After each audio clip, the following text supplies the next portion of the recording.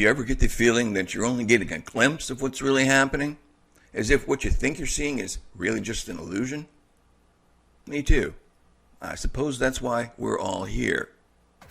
Tonight I wanted to take you back more than 10 years ago, long before Russians doing business with American gangsters and politicians became a thing, but I've been overtaken by events.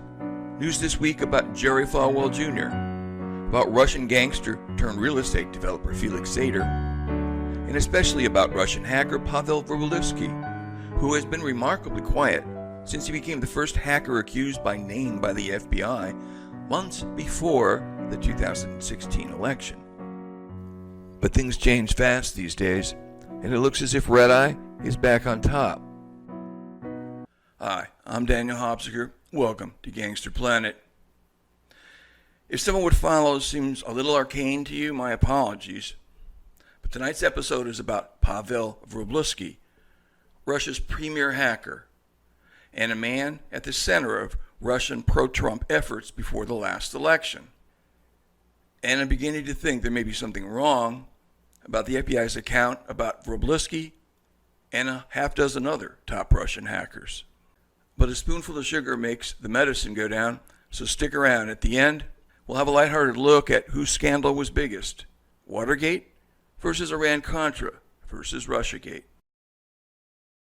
Pavel Red Eye Wroblewski must be feeling his oats.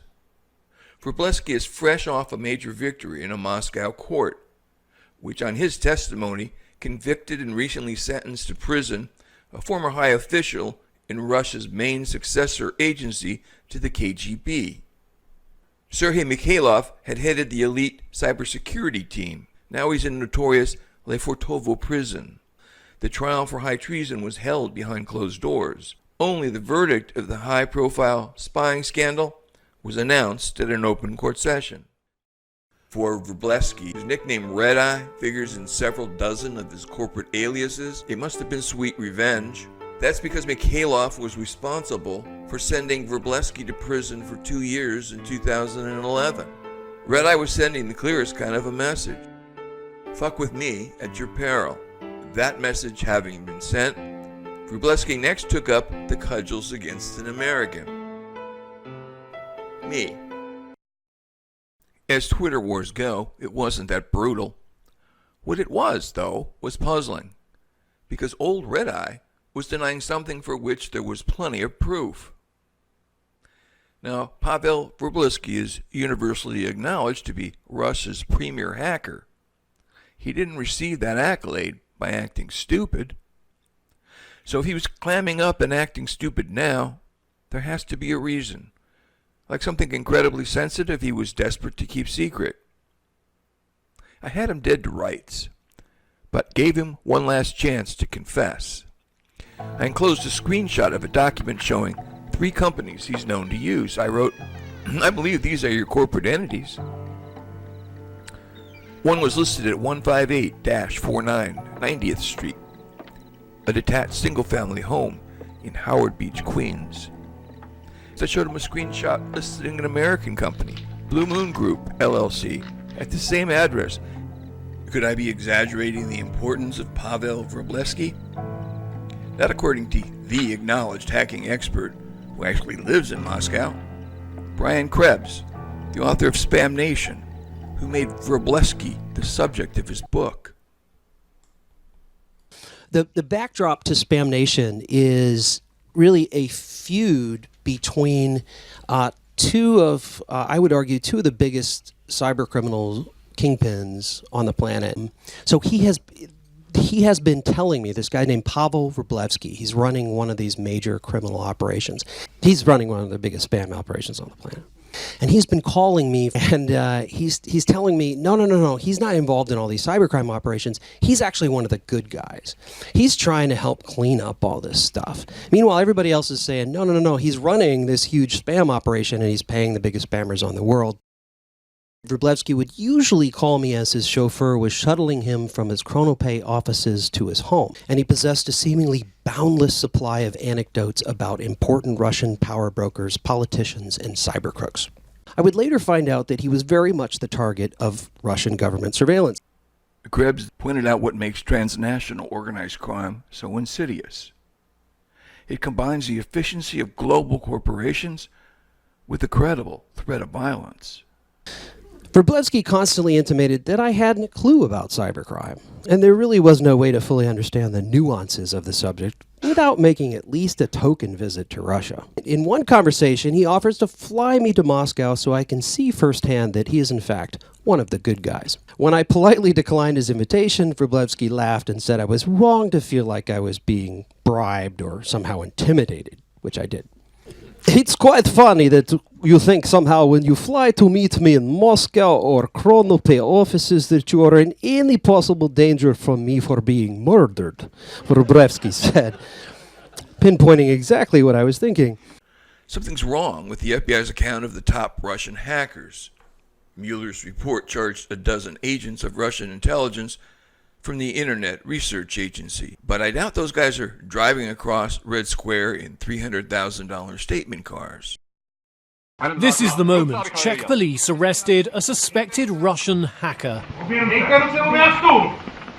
He was in a Prague restaurant with his girlfriend and had just ordered drinks. Yevgeny N. had been staying in this five-star hotel right next door to the restaurant where he was arrested on an Interpol red notice in cooperation with the FBI. And this is where things begin to get hinky. An alleged Russian hacker has been arrested in Spain at the request of the American authorities. Piotr Levashov was detained in Barcelona by Spanish police on Friday on a US computer crimes warrant. Levashov's wife, Maria, told Russian broadcaster RT that the arrest had been made in connection with allegations that Russians had hacked the US presidential election. Who told her that? It must have been the FBI.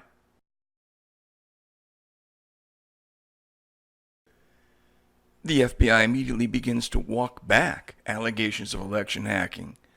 And the same thing happens with other Russian hackers they catch. Pavel Wroblewski didn't choose me out last week because I'm somehow important to understanding what happened in the 2016 presidential election. Sadly, I'm not. I've never been to Moscow. I don't like borscht, and I pretend no special expertise on Russia. But I do know a thing or two about drug trafficking and its Siamese twin, money laundering. For better or worse, it's my area, as they say in Hollywood. And because of that arcane interest, I found myself eyeballing shady Russian mobsters doing shady deals almost a decade ago in Florida. And that's why Pavel Wroblewski called me out, because he knows that I know that he's worked inside the U.S. before. And because his American partner is part of a criminal network with ties to Donald Trump advisor Steve Bannon and his lieutenant Andy Badalato, and also with Russian Uber mob boss Semyon Mogilevich. Wroblewski chose me out because I have new information about the penetration of America by the forces of transnational organized crime. Oops, I almost forgot my promise of a spoonful of sugar after all of that dense material. A quick, lighthearted look at whose scandal was biggest. Watergate, Iran-Contra, or Russiagate? But first, a word from our sponsor. For more than 15 years, the Mad Cow News has been a public service and my personal act of resistance. No ads, no pop-ups, no clickbait, no paywall. Now I need your help. In a few short months, Gangster Planet will be ready for publication, and it's up to me to raise whatever it takes to publish and publicize the book. So, I'm running a half-price sale.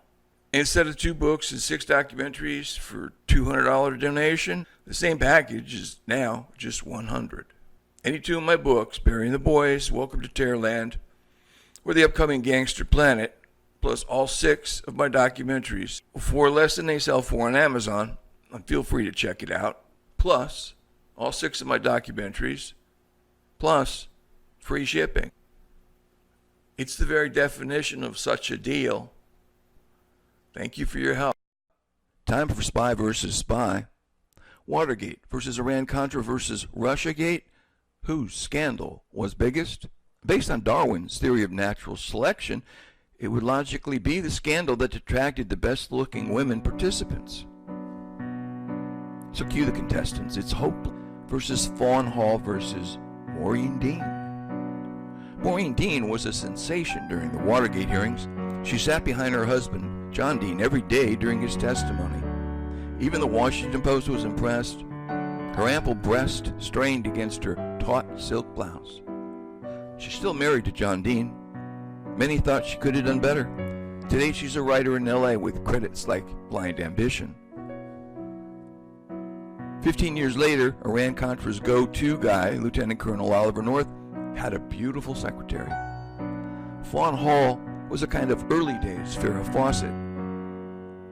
America got to know her when she testified about all the documents she shredded for Oliver North.